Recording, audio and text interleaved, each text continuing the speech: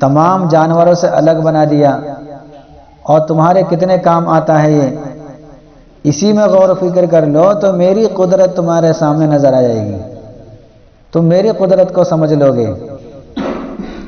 وَإِلَى السَّمَاءِ كَيْفَ رُفِعَتْ، اور آسمان کو دیکھ لو،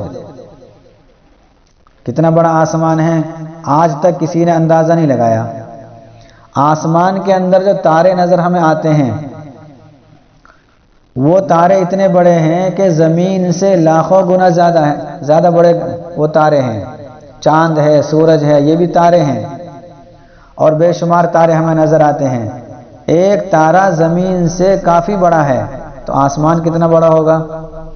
چونکہ سارے کے سارے آسمان کے تلے ہیں، نیچے ہیں، وہ آسمان کتنا بڑا ہوگا؟ اور اس آسمان کو بغیر پلر کے، بغیر ستون کے اللہ تعالیٰ نے قائم کر دیا۔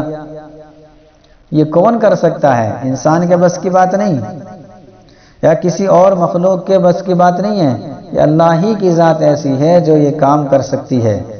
تو اس سے بھی پتہ چلتا ہے کہ کوئی نہ کوئی ایسی ذات ہے جو سب کچھ کر سکتی ہے، اور جب وہ سب کچھ کر سکتی ہے تو موت بھی آ سکتی ہے، اور موت کے بعد قیامت بھی آئے گی۔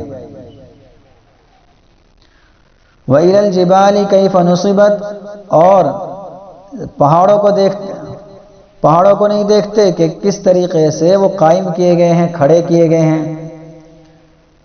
پہاڑ یہ زمین پر ہیں، لیکن کتنے اونچے ہیں، اور کتنے دور تک ایک ایک پہاڑ چلا گیا ہے۔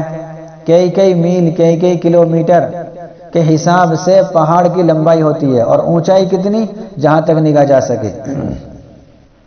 بہت سارے پہاڑ ایسے ہیں، بہت اونچے اونچے ہوتے ہیں، اور کتنے مضبوط ہوتے ہیں۔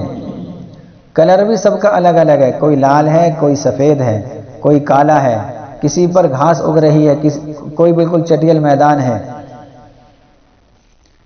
اور زمین کو جب بنایا تھا تو زمین ہل رہی تھی، اس کے اندر جنبش تھی، حرکت تھی، تو اللہ تعالیٰ نے اس کی حرکت کو روکنے کے لیے پہاڑوں کو قائم کر دیا۔ قرآن کریم میں ہے وَأَلْقَى فِي الْأَرْضِ رَوَاسِيَ أَن تَمِيدَ بِكُمْ، کہ اللہ تعالیٰ نے زمین میں پہاڑوں کو قائم کر دیا تاکہ وہ تم کو لے کر نہ ہلے۔ آج ہلکی سی ہلتی ہے زمین کبھی کبھی تو اس کو ہم زلزلہ کہہ دیتے ہیں، جس کی وجہ سے بڑی بڑی عمارتیں زمین بوس ہو جاتی ہیں، گر جاتی ہیں۔ اگر زمین پر پہاڑ قائم نہ کیے جاتے اور زمین ہلتی رہتی تو نہ تو آدمی چل سکتا تھا اس پر، اور نہ ہی آدمی اپنے مکان بنا سکتا تھا، کچھ نہیں کر سکتا تھا۔ زمین گول ہے گیند کی طرح، لیکن یہ ایسی گول ہے کہ اللہ تعالیٰ نے اس کو پھیلا بھی دیا ہے۔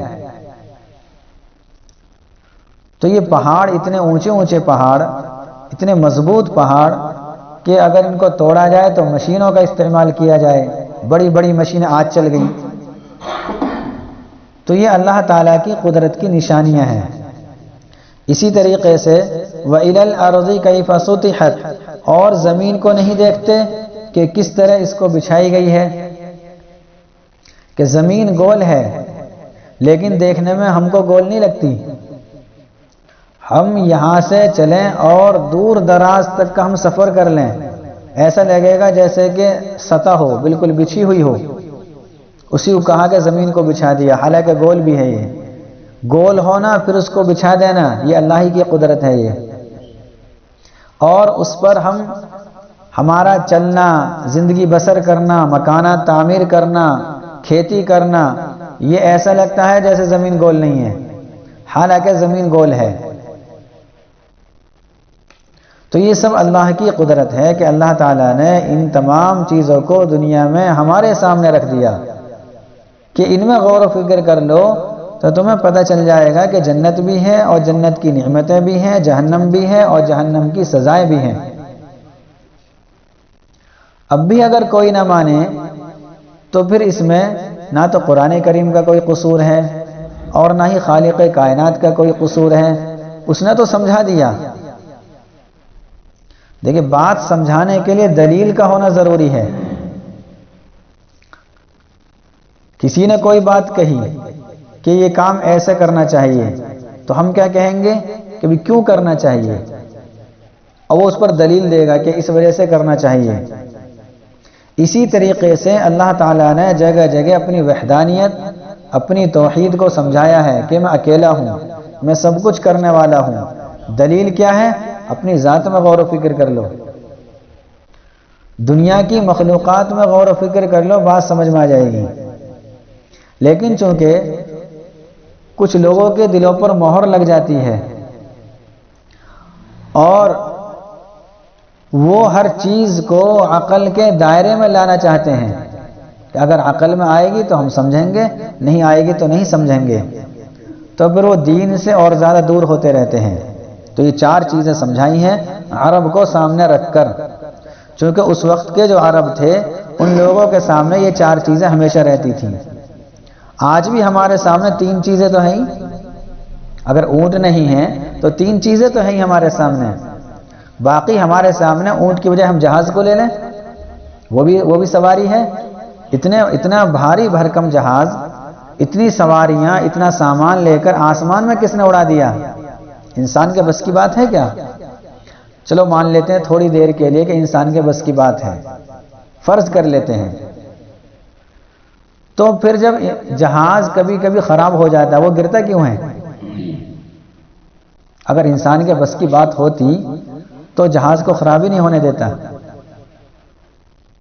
تو اتنا بھاری بھرکم، اتنا وزنی، میرے خیال سے جتنی اس کے اندر سواریاں ہوتی ہیں ان کا ہی وزن کئی ٹن ہو جاتا ہوگا۔ پھر وہ خود اتنا بھاری، اس کے اندر جو سامان لگا ہوا ہے کتنا بھاری ہے، تو اتنی بھاری چیز کو اتنی اونچائی پر، اتنا بڑا جہاز ہوتا ہے اور ایسا لگتا ہے جیسے ہمارے ہاتھ میں آ جائے گا، کتنی تیز رفتاری سے چلتا ہے۔ تو یہ سب کس نے بنایا؟ ٹرین کو لے لیں،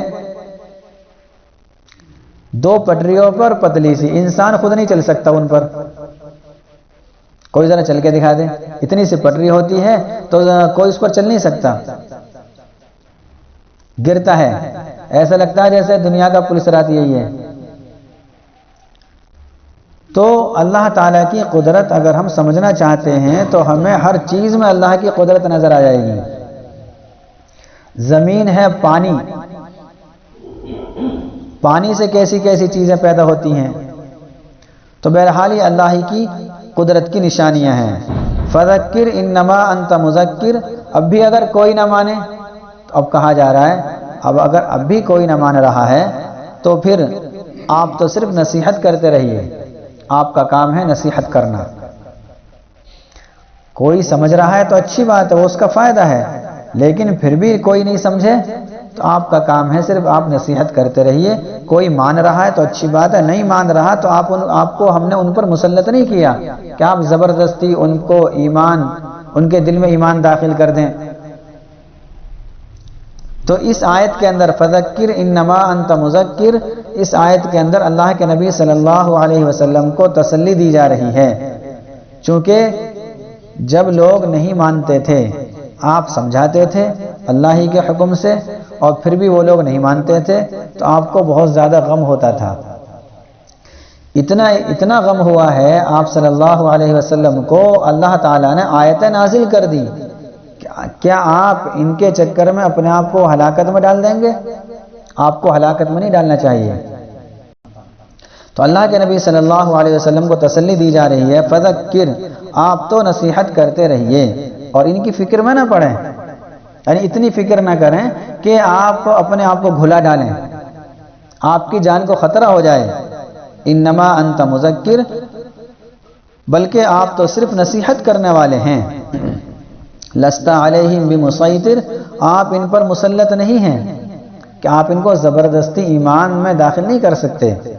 الا من تولی وکفر، ہاں کوئی اگر مان لے گا تو اس کے لیے فائدہ ہے، کوئی اگر نہیں مانے گا، الا من تولی وکفر، کوئی اگر روگردانی کرے گا، اعراض کرے گا ایمان سے، اعمال سے، وکفر، اور اللہ تعالیٰ کی آیتوں کا انکار کرے گا اور یہ کہے گا کہ یہ خدائی کلام نہیں ہے، اللہ تعالیٰ کی یہ آیتیں جو ہے اللہ تعالیٰ کی نہیں ہیں، یہ کسی انسان کی بنائی ہوئی ہیں، تو انکار کرے گا تو اب آگے فَيُعَذِّبُهُ اللَّهُ الْعَذَابَ الْأَكْبَرَ، تو اللہ تعالیٰ اس کو بڑا عذاب دے گا. اور وہ بڑا عذاب کیا ہے؟ آخرت کا عذاب ہے وہ، کہ آخرت میں اس کو بہت بڑا عذاب دے گا. کتنا بڑا کہ اس سے بڑا کوئی ہے ہی نہیں.